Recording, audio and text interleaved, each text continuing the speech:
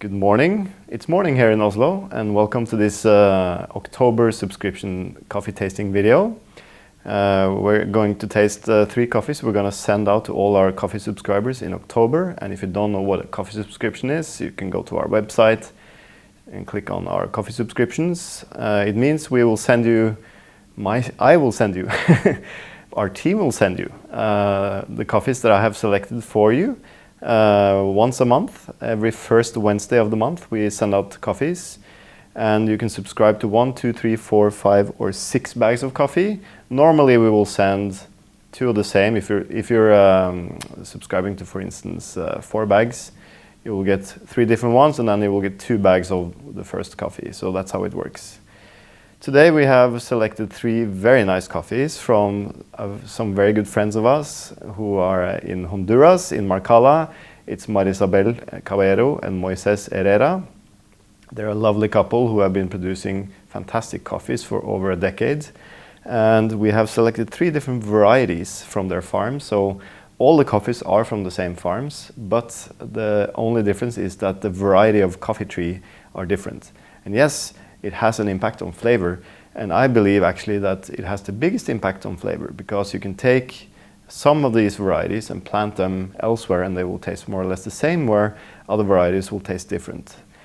Varieties can be kind of tricky because we know that a lot of the genetic material that's out there is more or less the same, but if you go to Ethiopia and Yemen and other countries, the genetic diversity is huge. So outside of kind of Africa and that region, the genetic diversity of varieties is not so big. Having said that, we are seeing a lot more coming out from producers around the world, and some are very exciting in flavor and some are not so exciting in flavor, because varieties can be kind of moody. On one farm, for instance, the Pacamara will taste fantastic, while on another farm it doesn't taste good at all. And that's when the environment comes into play, and of course production techniques, processing, and so on. So what's special about these coffees? Well, there are 3 of one of the varieties is quite kind of traditional in Honduras, while 2 of them are not. And Moises and Marysabel, they have, I think, over 50 or 60 different varieties in a kind of variety garden that they have, just to test which ones are better and which one produce well, which ones can resist more diseases and so on. And then they have taken what they believe are the best ones and planted more of it. And it's just been a couple of years now that we have been able to access all of these varieties, and it's not big volume, so it's perfect for sending out to our subscribers, because we don't need a huge amount of coffees to be able to please our subscribers. So these are the fresh crops from this year. All of them were harvested in February. The harvest in Marcala this year was kind of short, and I actually went down there in the beginning of March with my colleague Marit, who is our roaster. She's actually roasting these coffees for you, and we spent 2 or 3 days cupping all the coffees that Moises and Marysabel had processed for us, and selecting kind of what we like the most. And of course, there are some coffees left over that get sold to other roasters and so on. When I say processed for us, it means actually Marysabel and Moises, they have 150 hectares of land, so quite a lot of land. And the farms are kind of spread out in a big area around Marcala in Honduras. And they have a huge wet mill where they process, I think, almost 2 containers of coffee per year. So that's 600, 700, 800 bags total.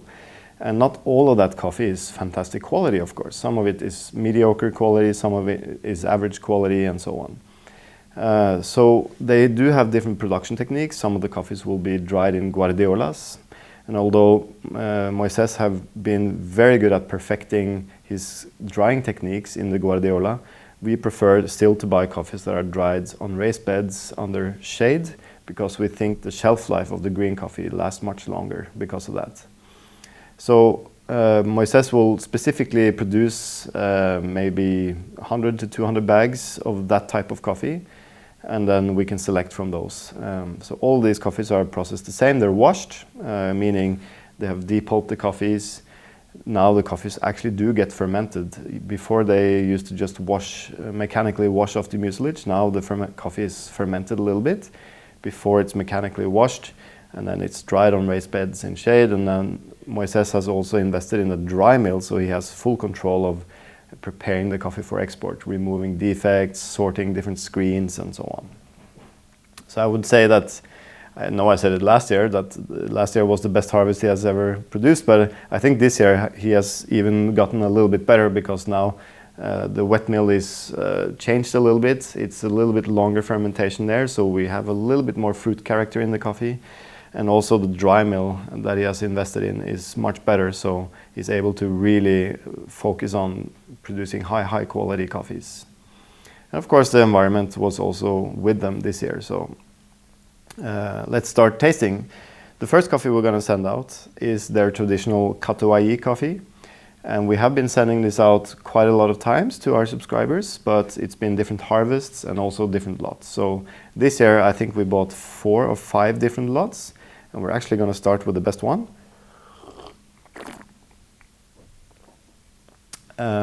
And when I say different lots, it means different pickings. Can come from slightly different farms in their area, and also it's a batch of coffee that has been processed and dried separate from others. This particular one has quite a lot of this kind of dried fruit flavor, which I think come a little bit from fermentation. And it has a lot of these kind of chocolatey flavors. It's a very kind of rich coffee with a little bit of herbal flavor as well. But the good thing about these coffees, which I really love, is that they're so sweet. You can kind of have this lingering, long sweetness that remind you when you eat this kind of dark chocolate. It has a little bit of fruitiness and so on. So that's the Catuai coffee. It's a traditional cultivar in Honduras, but it's actually being kind of removed by farmers, because these trees have a lot of problems with leaf rust. And the ICAFE, which is the coffee organization in Honduras, they have been recommending farmers to plant Catimors, which are hybrids, and also Parainema, which is a new hybrid, because they are more resistant. But the flavor is different, and I think this is a very nice example of a Catuai, which is very chocolatey. It has a little bit of fruitiness, but it's not like full fruit. It's just very subtle and more towards this kind of dried fruit. So think of eating a chocolate that has kind of a little bit of raisins, maybe a little bit of nuts inside, and it's very, very sweet, a little dark, and so on. For our 2-bag subscribers, they will also be getting this variety called Java. And this is quite confusing, because Java is an island in Indonesia. But the variety was coming from Java, and that's why it's called Java. It's actually an African variety. I think it came from Cameroon or something like that, and then went to the island of Java, and then came back to Africa before it went to Central America.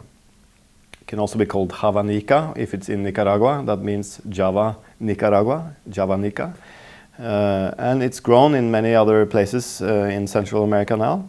But it can taste quite different, and you can see the beans are quite oblong, just like a geisha, and some people call it the mini geisha. I don't believe it has any character like the geisha at all, actually. It's very, very kind of rich mouthfeel, I would say, almost savory. Oh, and this is one of my absolute favorite coffees, actually, because it's so different. It has this kind of green Japanese tea, you know, this kind of umami-rich sencha green teas. It tastes a little bit like that with the milk, white chocolate or milk chocolates. A little bit of a kind of almond milk as well. It's really delicious and very, very rich. And just very different, I say. So Java variety from Marysabel and Moises. That's the second coffee we're sending out to all our 2-bag subscribers. And if you subscribe to 3 bags or more, you will also get the SL28 variety, which is a Kenyan variety that was taken from Kenya to Central America, and we managed to get some seeds there. and yeah, it's famous for its fruity characters, blackcurrant flavors, and so on.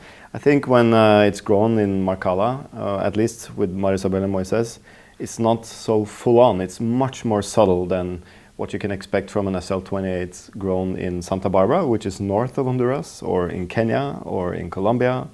So this variety tends to taste a little different, although it's always has this kind of fruity flavor. It has more or less intensity depending on where it's grown.